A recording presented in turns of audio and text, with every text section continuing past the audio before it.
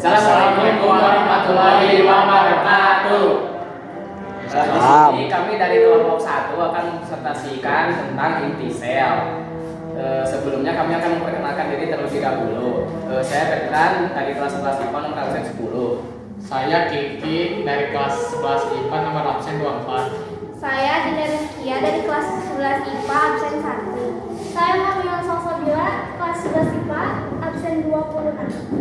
Saya Herliana Nurwati kelas 11 IPA absen 20. Saya Nazul Safa dari kelas 11 IPA absen 31.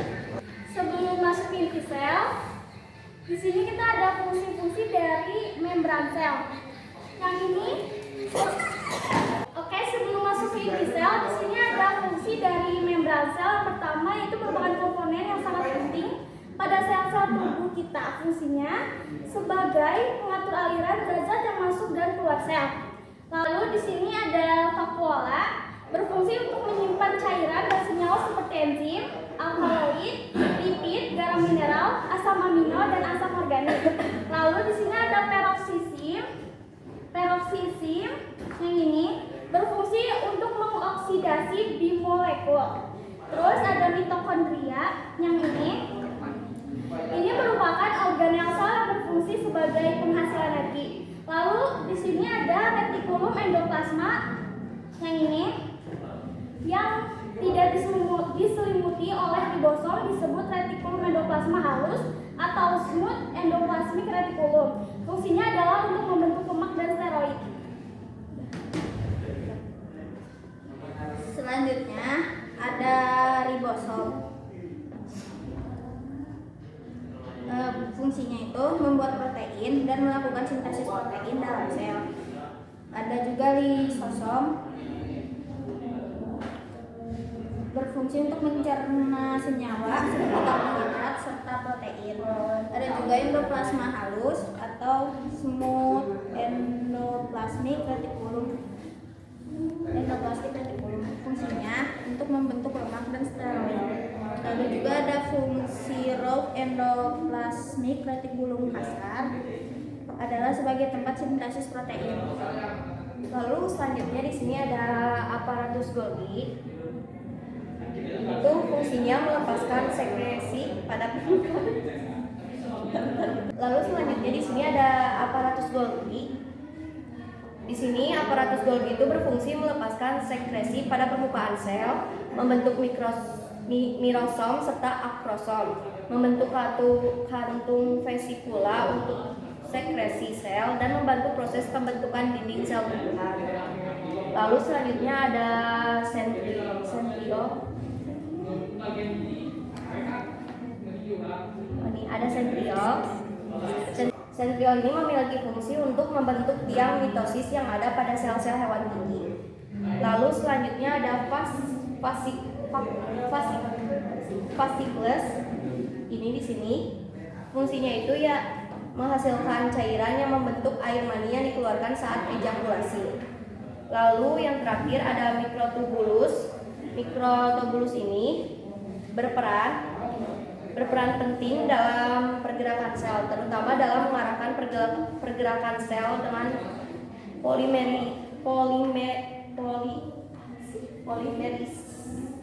polimerisasi dan demolimerisasi, serta sebagai pembentuk dasar alat gerak silia dan flagel. Selanjutnya kita beralih kepada topik utama yang akan kita bahas, yaitu inti sel. Di sini yang paling tengah. Yang pertama yang akan kita bahas yaitu ada nukleus. Nukleus adalah organel yang mengatur dan mengendalikan kegiatan sel. Jadi simpelnya dia yang menjadi pusat komando mengatur kegiatan sel, mulai dari proses metabolisme sampai pembelahan sel. Nukleus juga memiliki peran yang penting dalam sel, karena di dalam nukleus mengandung materi genetik dalam bentuk panjang DNA yang membentuk kromosom.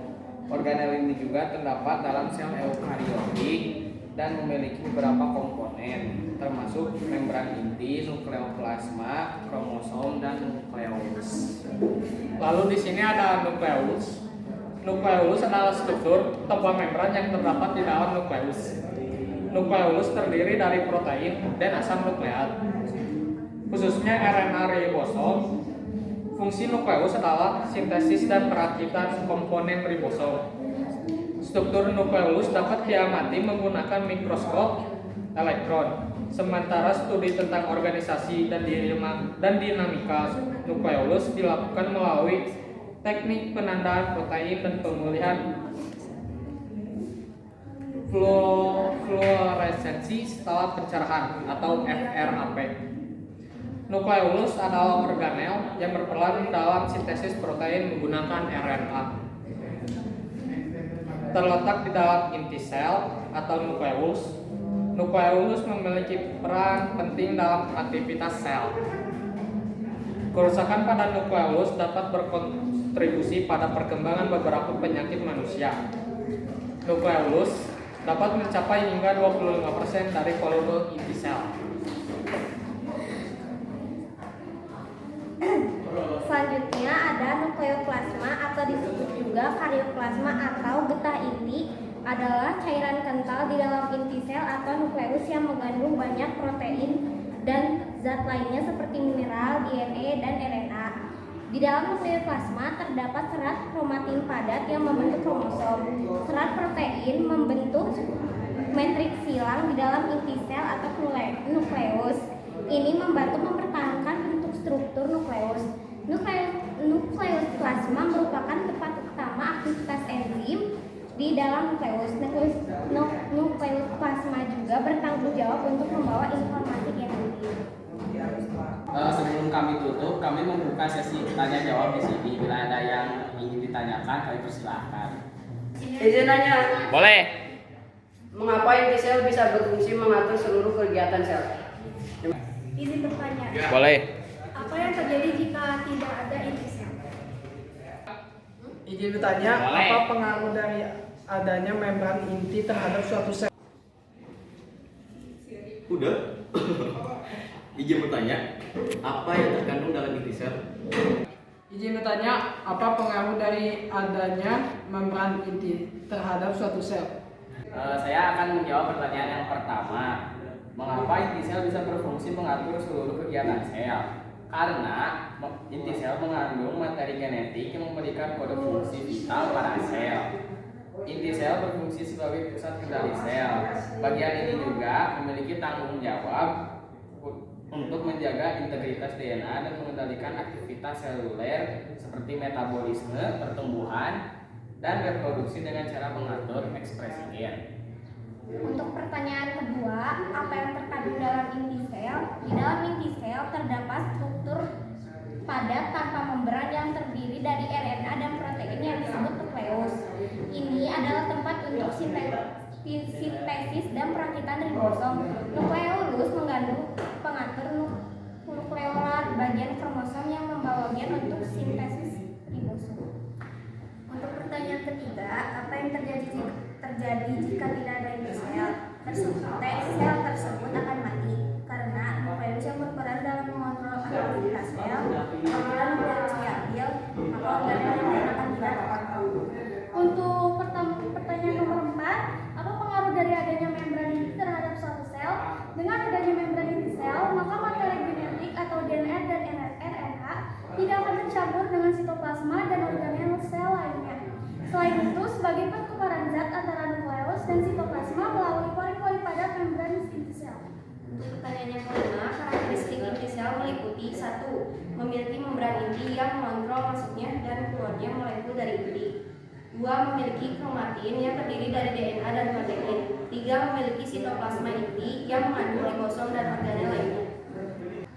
Sekian dari kelompok kami. Mohon maaf bila ada kekurangan. Wassalamualaikum warahmatullahi wabarakatuh. Waalaikumsalam.